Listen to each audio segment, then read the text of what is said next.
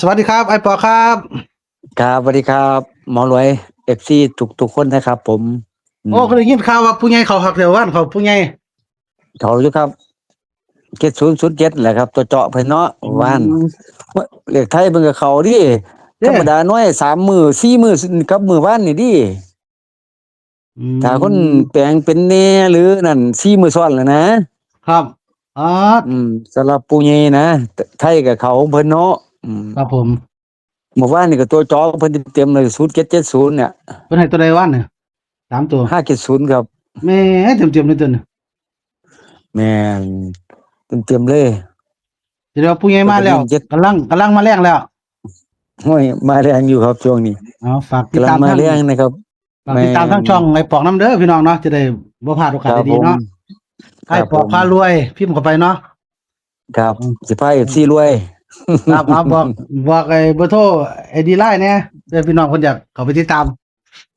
เบอร์โทรก็0954760965เด้อครับ ID LINE ก็953966ครับผมครับผมเป็นได้ครับผมเข้าไปตามเราบอกมาเท่าเนี่ย ตามเลยครับ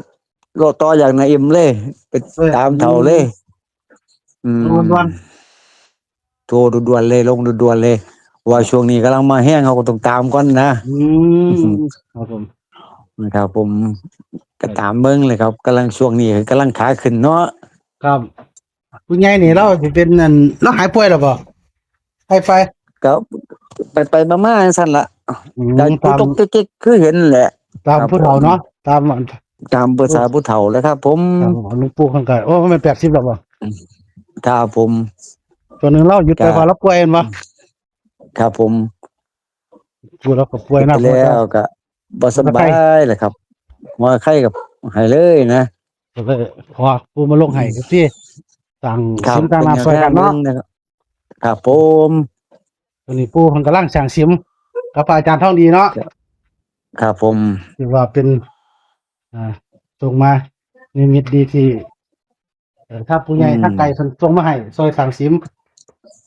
ครับผมเพิ่นก็อยู่ไกลอยู่ครับเด้อนะเพิ่นว่าโอ้ครับโอ้แต่ว่าบ่ค่อย อืมเฮ้ยว่าช่วงนี้เป็นเบิ่งแล้วเบิ่งสังเกตของเขาเนาะมันเป็นบ่ค่อยพลาดปานใดนะแม่นเฮ้ยอีหลีเด้อทีแรกเขาก็ข้อยบ่เชื่อข้อยก็เบิ่งว่าเขามา63ก็ตอนนั้นก็จากเขาบ่แปลงให้เพิ่นนะเพราะว่ารู้อยู่แล้วว่าแนวทางเพิ่นแปลงบางมื้อเขาก็บ่แปลงก็บ่อืมก็เขาบางมื้อบ่แปลงก็เข้าตรงๆเลยนะอืมบางทีอาจจะสังเกตเบิ่งนั่นนะแต่ว่าเลขหลวงปู่นี่ตบ่แปลงบ่ได้เนาะสังเกตเบิ่งเนาะบ่แปลงบ่ได้เด้อครับ FC ต้องแปลงเด้อครับ บางที่ของ เขาตรงเพิ่นส่วนใหญ่ออกเออส่วนใหญ่ก็สิมาเป็นแปลงนี่นะอืมแต่ว่าตรงๆนี่สองมื้อแล้วตั้งแต่วันพฤหัสสังเกตเบิ่งกับวันจันทร์นี่แหละตรงๆเลยอืวันพฤหัสม3663เพิ่นตรงๆแล้วก็มา7007นี่แหละปาดนำเหล้านี่บ่ครับผมแม่นครับครับโอ้ห้ามพลาดเด้อครับอืมเด้อฝากครับติดผมตามตามนะครับดีๆเด้อครับครับทั้งผมสองช่องนั่นล่ะทั้งช่องไอ้ปอกพารวยหมอรวยช่วยได้ครับนี่ล่ะนะครับบ่พลาดโอกาสดีครับผมๆ2ช่องทางนะครับแบ่งปันครับผมกันไปซึ่งบ่เลิกก็สิแบ่งปันทางไอ้ของน้าโหนงคือกันเลยครับน้าโหนงครับเลขคำนวณแม่นรอติดตามเด้อครับ53ตรครับงๆผมเบิ่งพร้อมกันเที่ยงนี้ครับครับผมเดี๋ยวปล่อยพร้อมกันเด้อครับอืม เที่ยงนี้นะครับจะได้แต่ว่าติดตามนะน้องแบงค์น้องแบงค์บอกว่าฝันดีเด้อเดี๋ยวอยู่บอกนะรวยมื้อลงเลยเพราะว่าว่านเขาถือว่าน้องแบงเพิ่นเขียนให้แม่นคันเขาแปลงเขาอยู่มื้อนี้เพิ่นเขียนให้แล้วเพิ่นไปแล้วเฮ็ดงานแล้วอย่างนั้นแหละเนาะเพิ่นครับน้องแบงค์แม่เนาะนเฮ็ดงานแล้วครับครับผมวันนี้ผู้ใหญ่ตัวใดอาทิตย์432ครับ432นี่3นี่มาได้แปลงเด้อพี่น้องของปู่นี่4กับ2บ่ได้แปลงแม่นแปลงสองตัวแหละ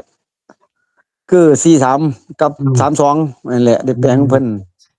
4332 42แม่นตัวครับ3ตัวแม่นเท่านั้นแหละแต่ว่าเลขปู่มักได้แปลงเป็น4 3มักแปลง3เป็น8แค่นั้นแหละสิเป็น48กับ82แม่นเท่านั้นแหละของเพิ่นนะ แค่นี้เนาะบ่ตัวแปลงเพิ่น แม่นครับบ่หลายดอกเลขปู่เพิ่นนี่3มักเป็น8 1มักเป็น7 9ก็มักเป็น6 แม่นเท่านั้นแหละมีสามอย่างนี่แหละมี3อย่างนี่แหละเนาะหลักๆจะตัวอื่นบ่ปานใดเนาะบ่ปานใดตัวอื่นเน้นตัวใดมีบ่ปู่บอกว่าเน้น43กับ32 43กับ32เนาะ ครับ ไง ผม เด้อนะครับผู้ใดเคยเห็นเคยติดตามช่องมาแล้วก็ปอกต้นๆก็สิโอ้เดี๋ยวจะว่า โอ้รู้ดีนะครับแม่ รู้ว่าเป็น น แบบผู้ใหญ่เฮาเนี่ย อื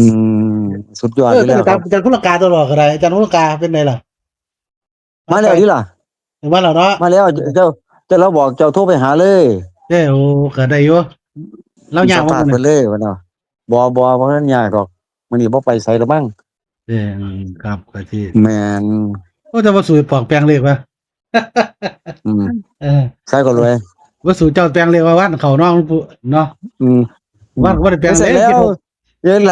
หลานสาวข่อยให้ว่าเอาไปมาศูนย์อาทิตย์แปลงเลขกูได้เลย โอ้ก็แปลงหลายหมดก็ยันว่า FC ว่าเนาะ เอ้าพวกนี้กินเก้าผมก็ต้องแปลงกินหกอยู่แล้วเก้ากินน่ะนะ โอ้ยมันก็สิคูณเนาะ6คูณเลยไหม โอ้ยหกคู่กับแปลงให้เพิ่นตัว เป็น เขาก็ นำ ต้อง FC แปลง เนาะ เก้าเก็ดเก้าเก็ดเนาะก็ต้องแปลงเก็ดหกให้เพิ่นตัวเนาะ เออ เก้ากับหกมันก็ตัวเดียวกันอยู่แล้วเด้ ครับระวังเด้อนะครับเลขผู้ใหญ่นี่3มักเป็น8เด้อนะครับ การทั้งสั้น แต่ว่าสอง ของถึงเราสองบ่มีแปลงสำหรับผู้ใหญ่นะ บ่ค่อยเห็นเนาะ บ่เห็นตรงๆเลย ครับ แม่นครับ ครับลองมาเด้อนะครับผู้ใหญ่ได้มาแล้ว ครับ ด่วนๆนะครับ432นะครับตัดให้4332 45ตัวกัน4882เท่านั้นนะครับสำหรับผู้ใหญ่มื้อนี้เนาะ 42บ่แม่น45ที่42 42เพราะว่า45เดือน ครับแม่น ตาลายบ่โอ้ย จะรวยตาลายเด้อ บ่ได้ใส่แว่นกันแว่นกันแสงจังซี่ล่ะ